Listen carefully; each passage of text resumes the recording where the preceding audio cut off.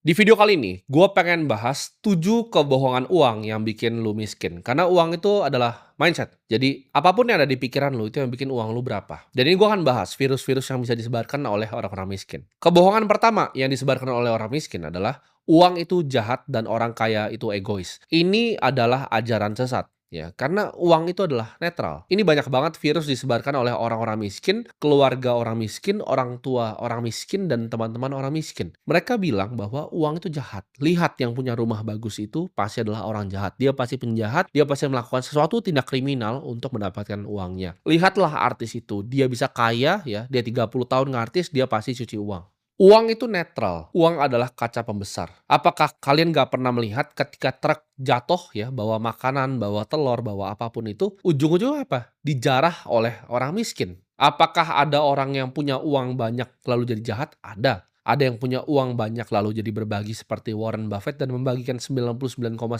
kekayaannya? Banyak juga. Orang yang bikin IKEA juga membagikan uangnya. Uang itu seperti api, bisa dipakai untuk memasak makanan dan bisa dipakai juga untuk membakar rumah. Jadi uang itu netral, jangan berpikir bahwa uang itu jahat. Satu-satunya yang ngasilin uang itu adalah hal jahat, cuci uang, korupsi, dan lain-lain. Itu adalah virus yang disebarkan oleh orang miskin. Semua itu selalu tergantung ke siapa yang memegangnya. Karena gue percaya kalau kalian pengen uang datang ke hidup kalian, kalian harus paham ya cara kerja uang dan kebenarannya tentang uang. Jadi jangan punya mindset bahwa uang itu adalah jahat dan orang kaya itu semuanya egois. Jawabannya enggak. Orang miskin juga banyak yang egois, banyak yang suka jarah orang lain. Malah kebanyakan kriminalitas di dunia ini dilakukan oleh orang miskin bukan orang kaya. Yang kedua, kebohongan yang banyak gue dengar adalah kerja keras sama dengan kekayaan. Banyak sekali orang yang gue tahu kerja sangat keras tapi nggak pernah kaya-kaya. Kerja keras itu adalah sesuatu hal yang mulia dan itu adalah awal dari kekayaan. Ya gue bilangnya awal dari kekayaan, tapi bukan sama dengan, bukan lu kerja keras pasti lu menjadi kaya itu tidak. Dunia ini tidak bekerja dengan adil. Ada orang yang bekerja keras seumur hidupnya dari pagi sampai malam dan dia juga tidak kaya. Apalagi orang yang tidak bekerja keras sudah pasti tidak kaya.